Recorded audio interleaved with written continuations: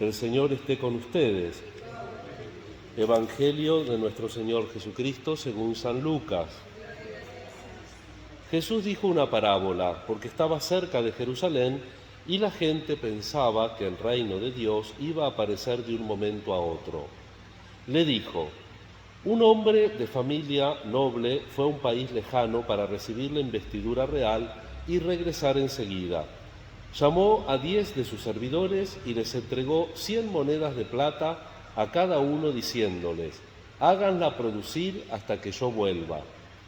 Pero sus conciudadanos lo odiaban y enviaron detrás de él una embajada encargada de decir: no queremos que este sea nuestro rey. Al regresar, investido de la dignidad real, hizo llamar a los servidores a quienes les había dado el dinero para saber lo que había ganado cada uno. El primero se presentó y le dijo: Señor,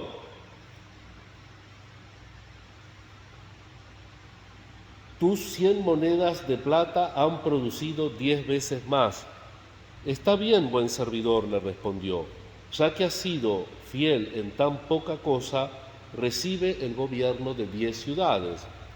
Llegó el segundo y le dijo: Señor, tus 100 monedas de plata han producido 5 veces más. A él también le dijo: tú estarás al frente de 5 ciudades. Llegó el otro y le dijo: Señor, aquí tienes tus 100 monedas de plata que guardé envueltas en un pañuelo, porque tuve miedo de ti, que eres un hombre exigente, que quieres percibir lo que no has depositado y cosechar lo que no has sembrado. Él le respondió: yo te juzgo por tus propias palabras, mal servidor. Si sabías que soy un hombre exigente, que quiero percibir lo que no deposité y cosechar lo que no sembré, ¿por qué no entregaste mi dinero a préstamo? A mi regreso yo lo hubiera recuperado con intereses. Y dijo a los que estaban allí: quítenle las 100 monedas y désenla al que tiene 10 veces más. Pero Señor, le respondieron, ya tiene 1000. Les aseguro que al que tiene se le dará, pero al que no tiene se le quitará aún lo que tiene. En cuanto a mis enemigos que no me han querido por rey, tráiganlos aquí y mátenlos en mi presencia. Después de haber dicho esto, Jesús siguió adelante subiendo a Jerusalén. Palabra del Señor. Queridos hermanos, estamos terminando el año litúrgico con estas lecturas que son muy ricas y que son muy conocidas, pero que a veces no reflexionamos tanto. El Apocalipsis y el Evangelio de Juan en la última parte de la etapa de la subida de Jerusalén, lo cual es muy importante porque el Evangelio tiene ese plan, Jesús que sube a Jerusalén.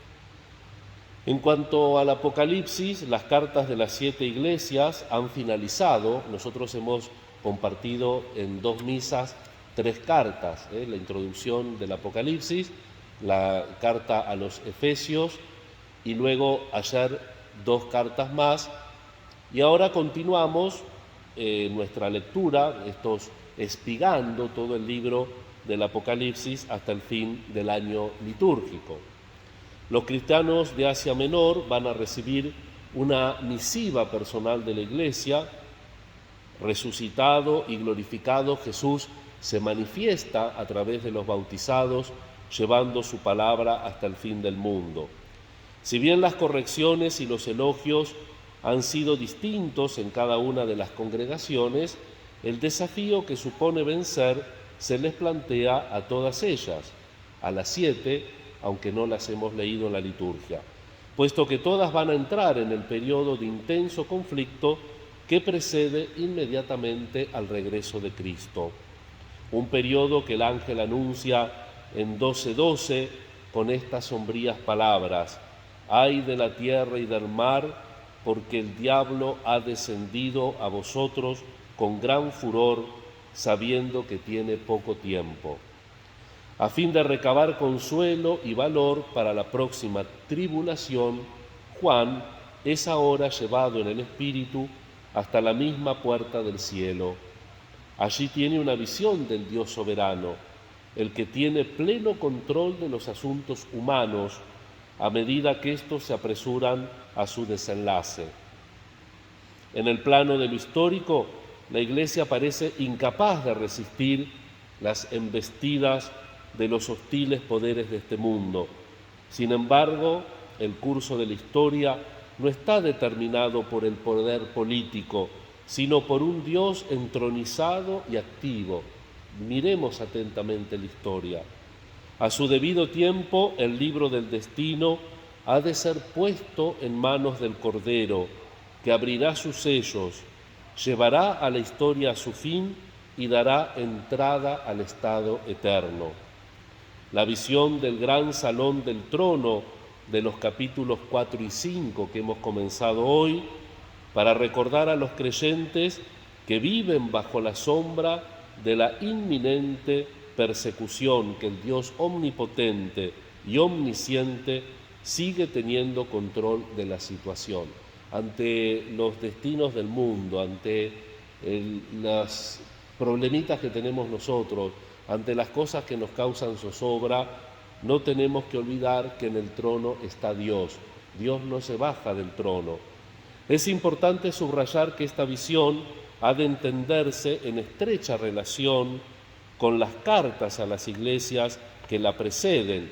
Su propósito es aportar ánimo a los creyentes en su lucha presente y futura con el imperio, pero también recordarnos que estamos todos bajo la soberanía de Dios, más todavía, bajo la paternidad de Dios.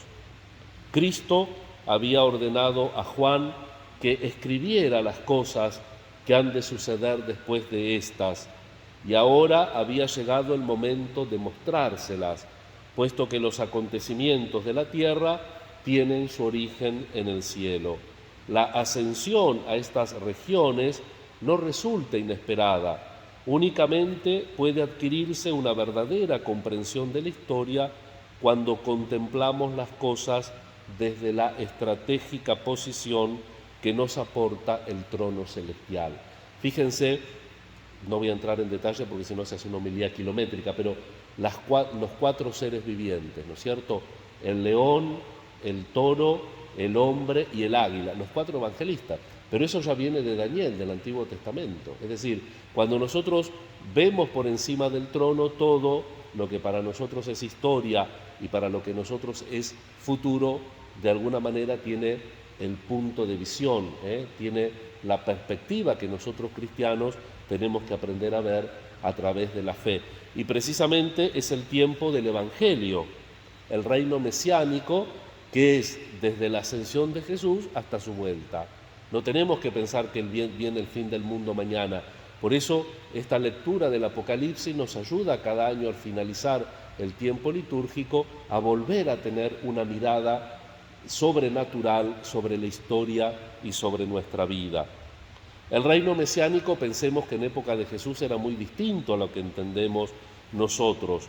Se sustentaba en profecías, pero aquellos creían que había que establecerse en aquellos días, sobre todo para quienes creían que Jesús era el Mesías. Las palabras que antes había dicho a los 12 sobre lo que iba a ocurrir en Jerusalén, como ya se ha comentado, no fueron entendidas.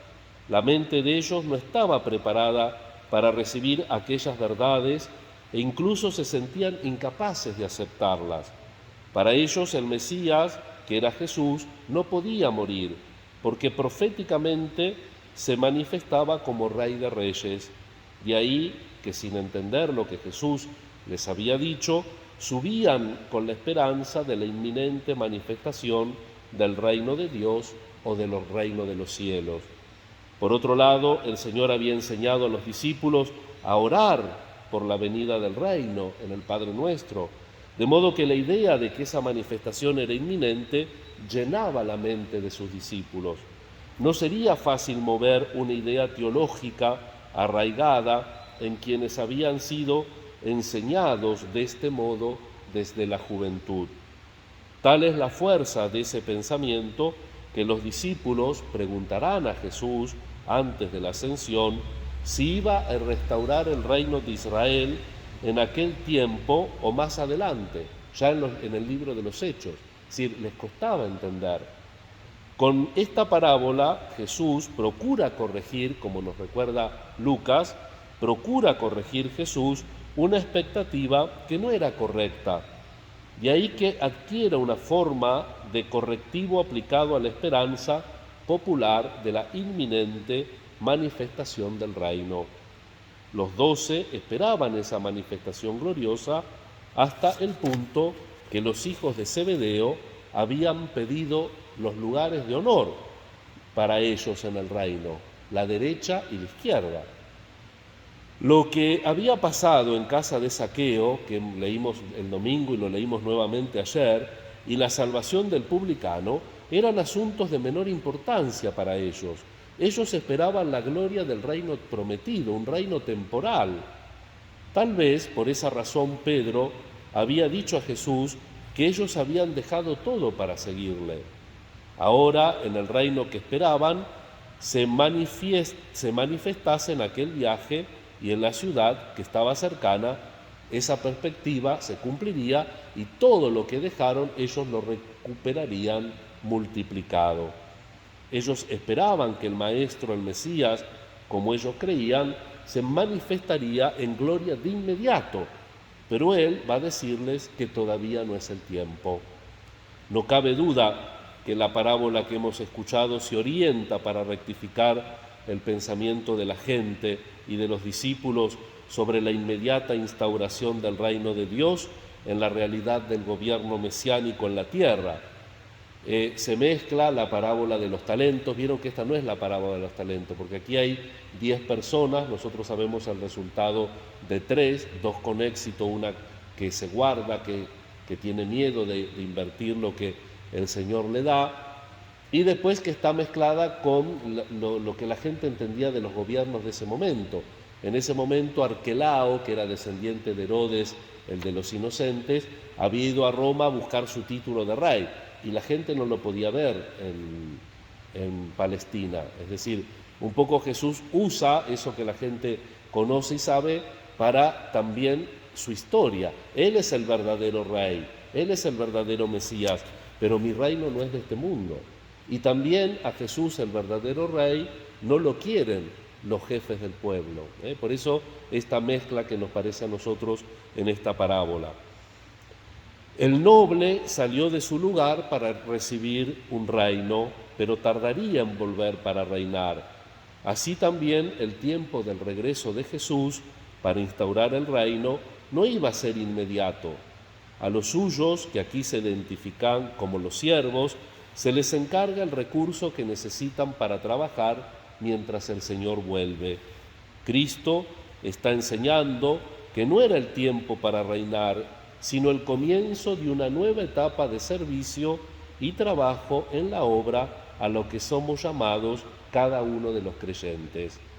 El tramo de tiempo entre la ascensión del Señor y su segunda venida es el que debe ser usado para dar testimonio de Él y predicar el Evangelio en todo el mundo como testimonio a las naciones antes de que venga el fin. En esta parábola son iguales todos los siervos en cuanto a los recursos recibidos, mientras que en la de los talentos tiene que ver con las capacidades de quienes sirven negociando lo recibido. Posiblemente se puede identificar la mina, la cantidad de dinero que se les da, con la palabra que todos recibimos y que ha de ser proclamada a todas las naciones como el Evangelio de la gracia. Lo importante es que si nosotros mantenemos esa mirada espiritual que nos recuerda el Apocalipsis y que nos sugiere también el Evangelio en el seguimiento y en la fidelidad y el servicio de Jesús, como escribía la Madre Teresa de Calcuta, Santa Teresa de Calcuta, tenía un librito de anotaciones con el cual termino esta reflexión. En el capítulo 5 ella anota el amor más grande. Después pone entre comillas, puesto que has sido fiel en lo poco, recibe autoridad sobre 10 ciudades. Está citando el Evangelio que acabamos de proclamar. Y escribe, Hagamos lo que hagamos, aunque solo sea ayudar a alguien a atravesar la calle, se lo estamos haciendo a Jesús. Incluso ofrecer a alguien un vaso de agua es dárselo a Jesús. Esta es una pequeñísima enseñanza, pero cada vez más importante. No hemos de tener miedo de proclamar el amor de Cristo, ni de amar como Él amó. El trabajo que hagamos, por pequeño y humilde que sea, convirtámoslo en un acto de amor a Cristo. Pero por hermoso que sea el trabajo, no nos apeguemos a él. No solo no guardar las moneditas, lo que el Señor me da no lo escondo porque soy vago o porque tengo miedo de un posible castigo, sino que también cuando tengo que dejar eso lo dejo. Fíjense el desprendimiento de la Madre Teresa. Por hermoso que sea el trabajo, no nos apeguemos a él. Debemos estar dispuestos a dejarlo. El trabajo no es nuestro. Los talentos que Dios nos ha dado no son nuestros, nos han sido dados para que los usemos para la gloria de Él. Seamos generosos y usemos todo lo que tenemos por el buen Maestro. ¿Qué tenemos que aprender? Dice la Madre terminando, a ser mansos y humildes. Si somos mansos y humildes, aprendemos a orar. Si aprendemos a orar, perteneceremos a Jesús. Si pertenecemos a Jesús, aprenderemos a creer. Y si creemos, aprenderemos a amar. Y si amamos, aprenderemos a servir. Ojalá que así sea.